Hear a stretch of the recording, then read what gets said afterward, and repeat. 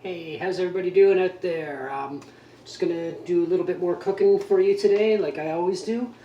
Today we are going to be cooking, I didn't take it out of the package yet, but a beef rib sirloin. Sorry, beef rib steak, that's what I meant to say. And all my glasses on, I need to read this. And yeah, so I'm gonna get this out of the package, which I meant to do already. I was kind of rushing myself, but that's all right. Get my scissors. Put that over there. Get my paper towels. I got the heat going on this pan already because I'm going to be doing some butternut squash. We'll see. You'll see what I'm going to do with it in a second. And they start out like this. I'll hold it right close to the camera so it looks normal size. They're actually very tiny ones that Tracy grew in the garden, and for some reason that was as big as they got, but all the flavor's still there, so that's all that matters. The sink.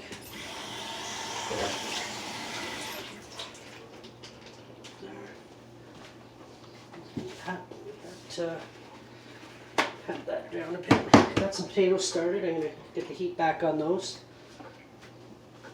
These. So for the squash, I've cut them in half.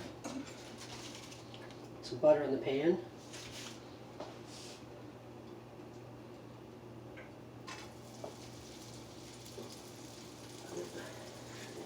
There. And with that butter, I'm going to add a little bit of maple syrup. Not too much. A little warmer than I need it to be, so I'm going to use that a tiny bit more butter. Let that do its thing. Let it brown a little bit. A bit of maple syrup. Don't go too crazy with it. Just a bit. Good stuff.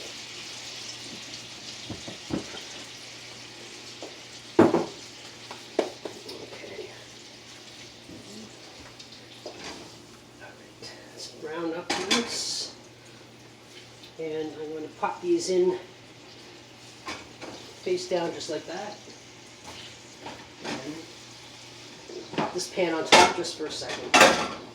Here's mine. It's too small. Or too big, I mean. What's this one? Just to give it some color. And while that's happening, pat my steak down. Get all the excess juice and stuff off of it. Make a quick little rub, which will only take a couple seconds. Just grab what I need. A bowl. Basically, kind of what I usually do instead of steak spice, Montreal steak spice, which is still good. I like it. I use it a lot too. But just a bit of onion powder.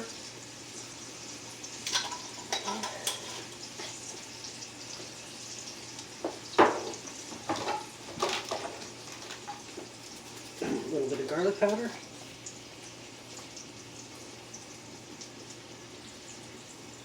Oh.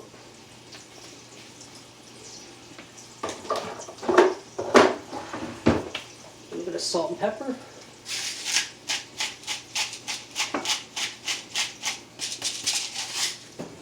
Give that a little shake. Just like that. Okay, shake around. My pan on.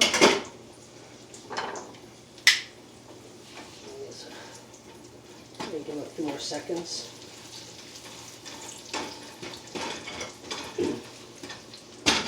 The pan on here to give it a weight. Because you want to give it a nice sear.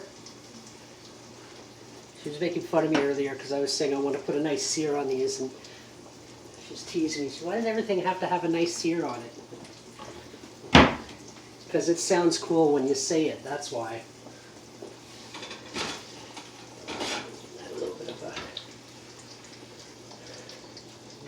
burn the stuff that's with it in the pan, but you want to get some color on there. Let's see. There we go. A little caramelization going on. It's not too dark, but it's going to go in the oven anyway. So we have the oven already preset at 450. Actually, I'm going to drop down to 400. Put that down there at the bottom. Nice and close to the heat. See how these potatoes are doing. Yeah, they're pretty good. So I'll put this back since I don't need it. I really smell that. I smell those squash, but you know what I forgot to put on them? That's a little bit of cinnamon.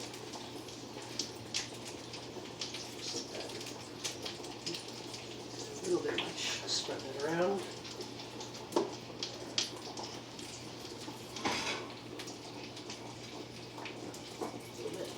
My fingers are washed, don't worry. If I was doing this in a restaurant, I'd be using a spatula or something, but my house, my rules.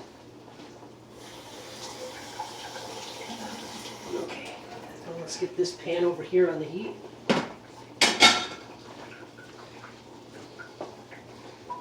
Get this rub on the, actually before I do that, I know I was going to do just a bit of olive oil today. Just a bit.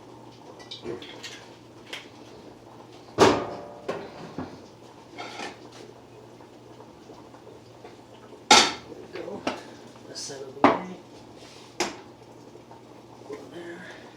Don't need the butter anymore.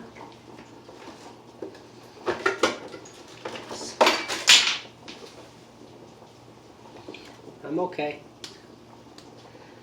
Stuff falling out of the fridge. Okay. This.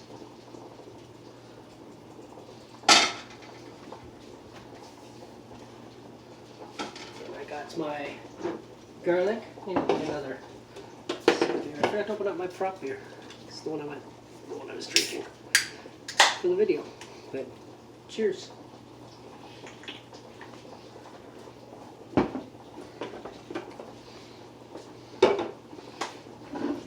Here's my garlic and onions.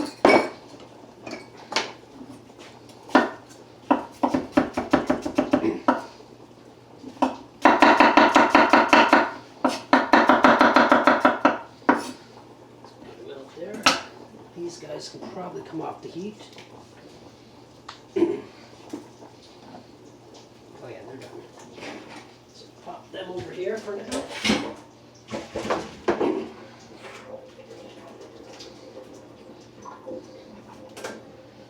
I'm going to pop them back in the pan though so they keep their heat. Turn that off and put the lid on.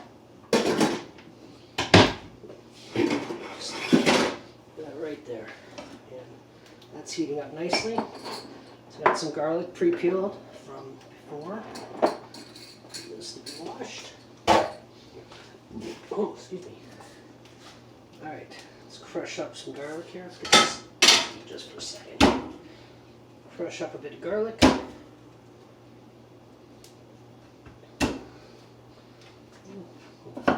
Little rough chop.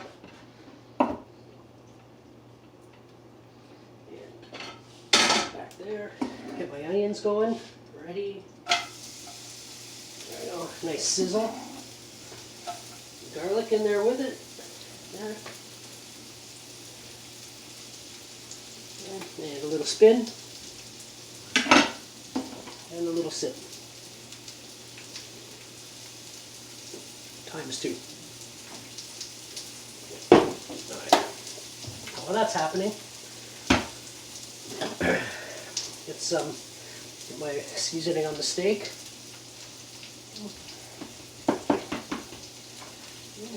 Just like that. A little heavy this one, so I'll put a little bit more. This guy shake.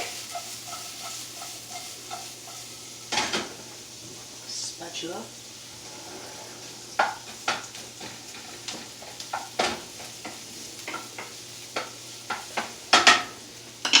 Take a check on my squash. This thing is find something pointy. In this case, I'm going to use a skewer.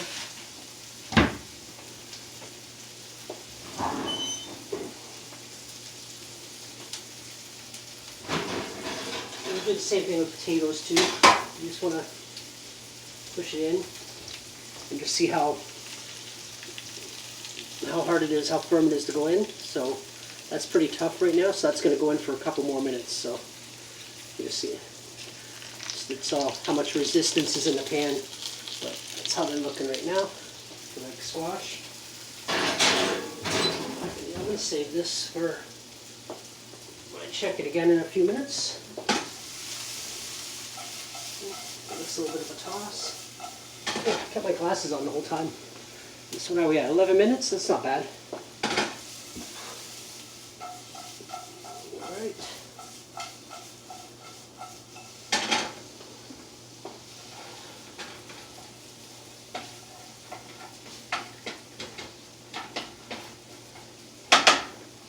Okay, now in here, the other day I did a video with the canned tomatoes when I did the pizziola. For anybody who might have seen that, but if you haven't, it's down below. Check me out.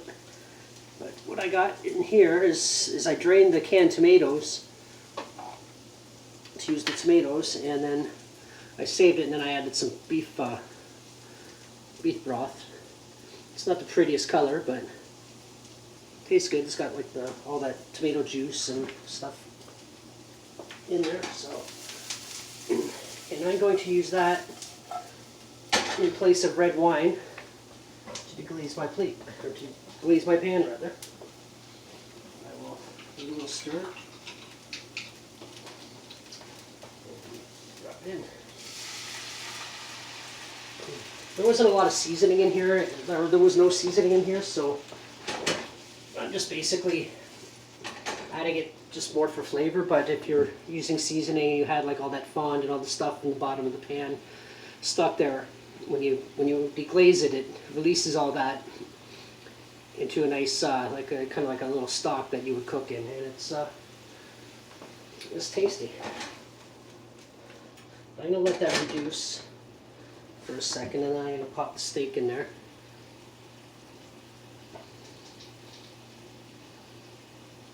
For a second. Time for a sip. So what I'm going to do with the potatoes is I'm going to make like smashed potatoes. My retro potato masher. And you break them up, not to the point of making like mashed potatoes, but just to break them so they're still kind of chunky. And then I'm going to bake those, and then we're going to top them with sour cream afterwards. So it should be pretty tasty.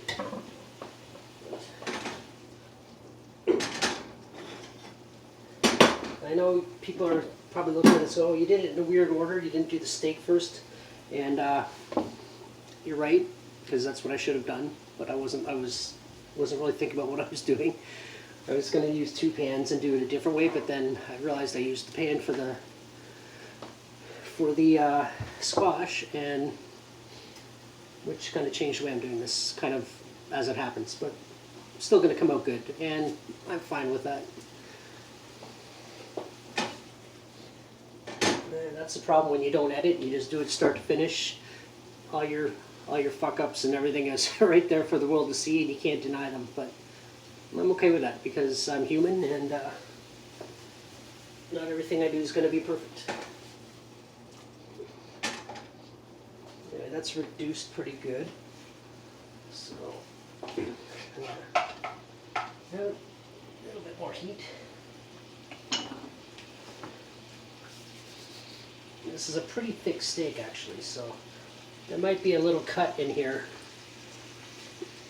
in the video just for time, because that's going to take a little while to cook. Let's see. I get most of the liquid off to one side when I do this.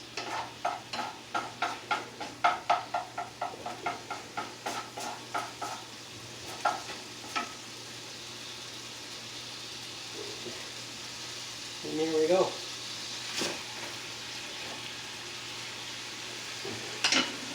Yeah. Still got a nice sizzle on it, so I'm very confident it's still going to taste very good. So season the other side while that's cooking.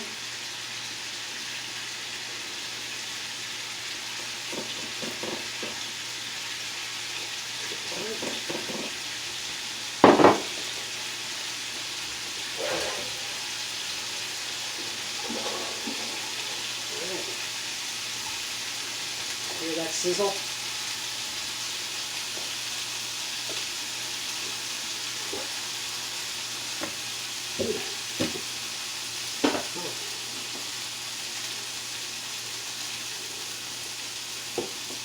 Stand here and look at you for a minute.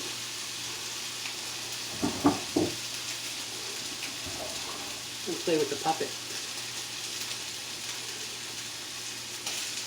Louie, your burner's too hot. You're right. Turn that down.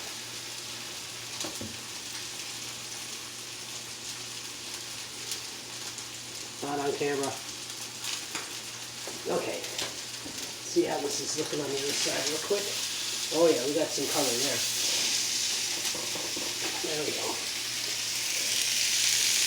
It did reduce nicely. I'm going to let that sear, then I'm going to add a little bit more of that stock, throw it in the oven.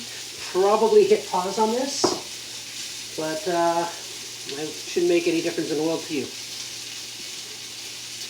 I am using a different screen ratio, so it's a little bit tighter this time. I think it works a little bit better. You can still see my gut, but not as much.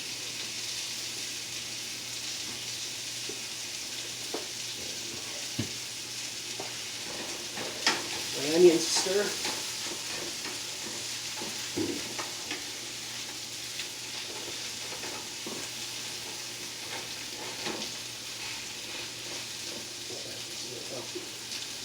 Oh yeah, I didn't even pre-taste the seasoning, but it's still good on the steak. Alright, give this one more blast of this. There we go.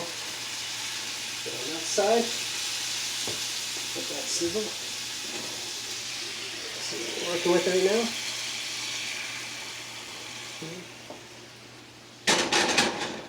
And I'm going to flash this guy in the oven. Check out my squash. All the stuff in the bottom went a little dark, but that's fine because that's all garbage anyway. Oh yeah, that's much better now. See how much.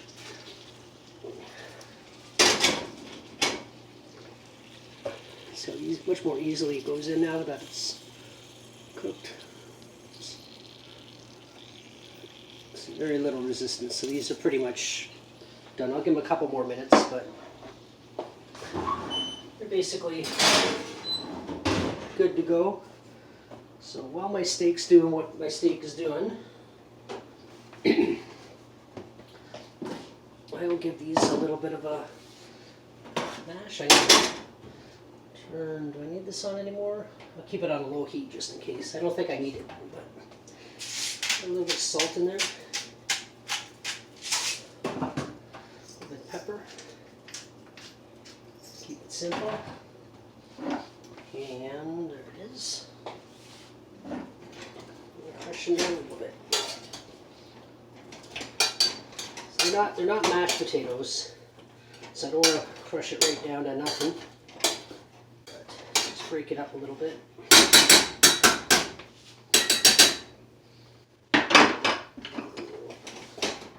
Stirring all that salt that was in there. There we go. So now they're not mashed, they're just broken up like that.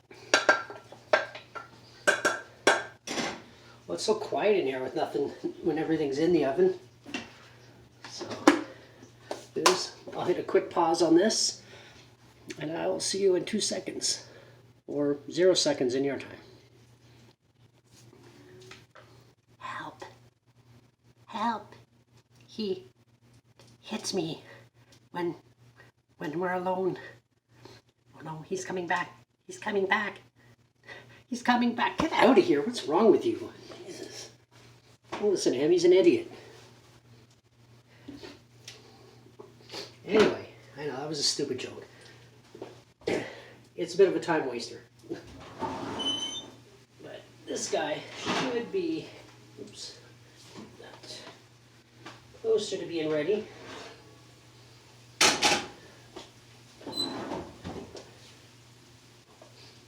I'm sorry. I'll never hit you again. Anyway, let's have a look up close. How does that look? It looks pretty tasty myself. When I do that, I feel like I'm on a kid's show. Now you kids at home, do it too. And then sing some, I don't know, lame ass song. But feels good. It's a little bit not rare, I think, for my taste, but it was starting to run a little bit long, so I will start plating it now. See what everything looks when it all comes together. Second here. My plate. And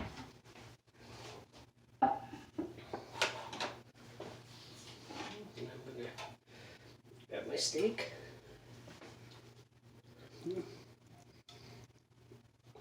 That on the plate. Takes up almost the whole plate.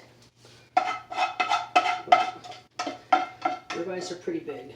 So add all that goodness on top.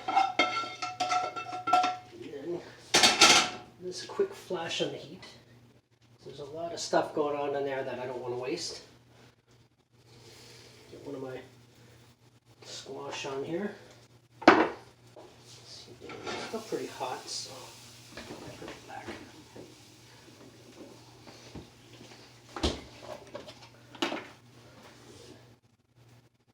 Add a little bit of this.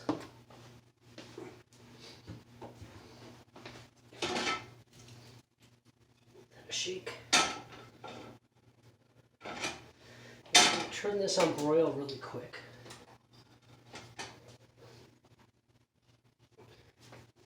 So we just got a little bit of the juice with all the fond and such that were on the bottom. Just throw that on top of the steak. A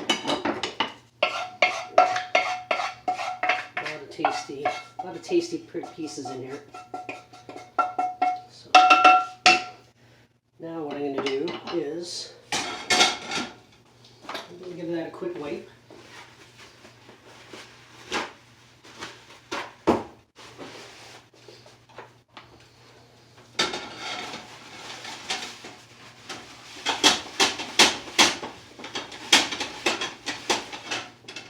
Just like that. And then I'm going to take these potatoes and flash them, transfer them into the pan.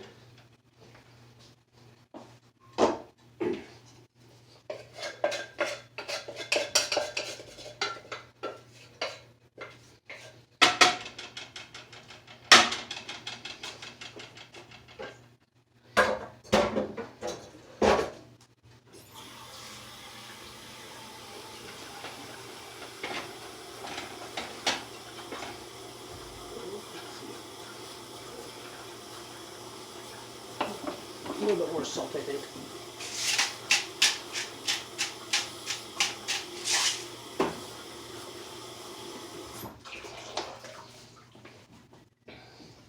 A little bit of a stir to mix the salt in a little bit better.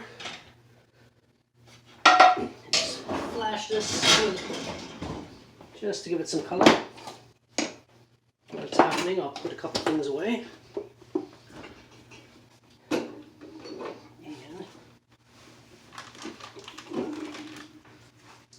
Sour cream right there.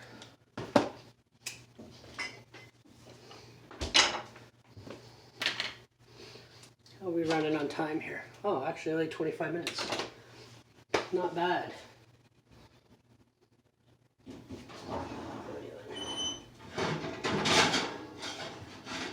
Seconds longer. I don't think I'm gonna get too much color on those in this, but at least it'll heat them up before the steak goes cold. Okay, sip time.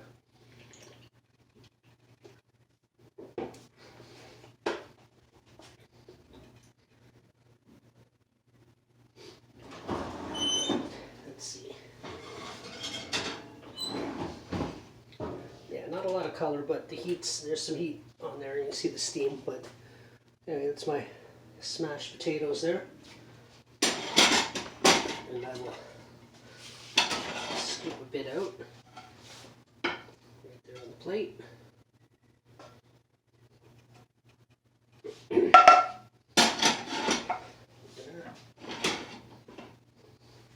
And I have some onion slivers that I had left over from a little while ago. And this guy's right on top of the steak. I'm going to break them up a little bit. And a few on the potatoes.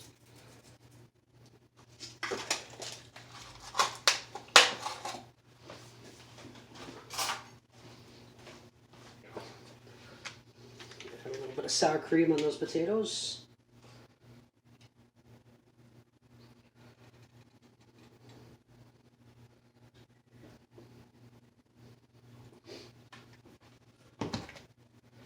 Mix it. And admire my work. And there you go. And clickbait.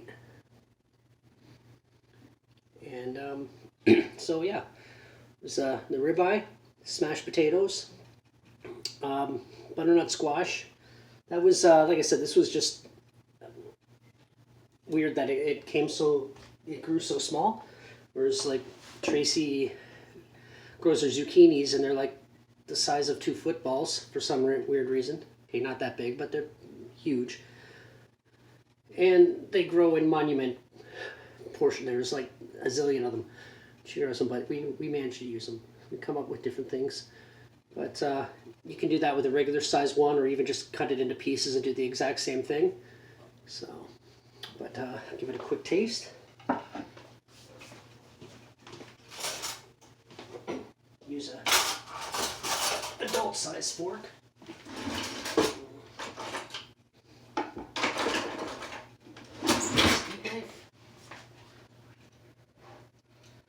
Try the squash first.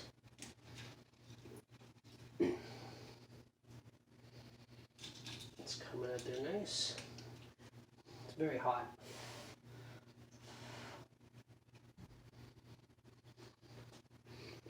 Oh, it's good. I'm not a big squash fan, but we had them here, so I wanted to use them, but the flavor's there. Tracy likes squash, so I'm sure she'll like it. And I'll give the steak a try. On this side. Check the doneness. Oh, it's actually that's a good medium rare. So I guess whatever, just from resting, it cooked a little bit more.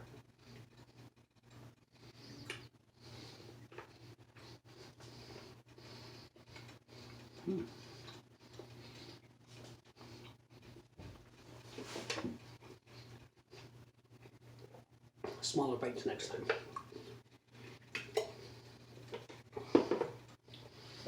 Okay, and the potatoes. I already know the potatoes are just going to taste like potatoes, but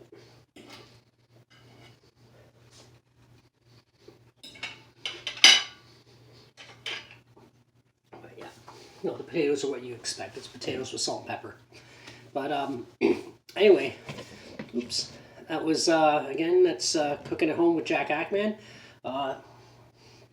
Simple food that tastes really good and looks like, if you invite friends over, it looks like it's a lot more complicated than it is. So it's kind of one of the reasons I do these, besides they're a lot of fun. And you try it out for yourself, and if you want, leave a comment, whatever, subscribe, do whatever you want to do. Anyway, I'll see you in the next one. Bye.